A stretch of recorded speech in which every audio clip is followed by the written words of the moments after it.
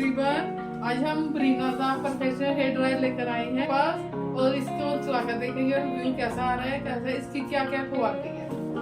तो सबसे पहले अनबॉक्स करके देखते हैं। सबसे आगे ड्रायर पड़ा था, इसे निकाल रहे हैं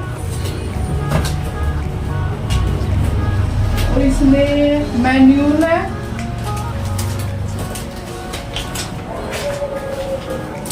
इसमें गारंटी कार्ड है,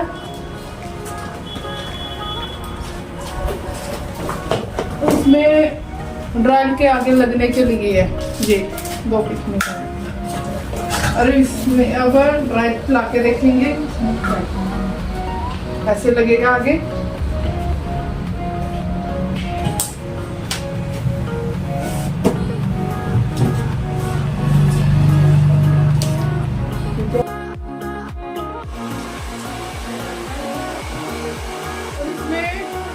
गरम हीट भी आती है और ठंडी कूल भी आती है इस बटन पे,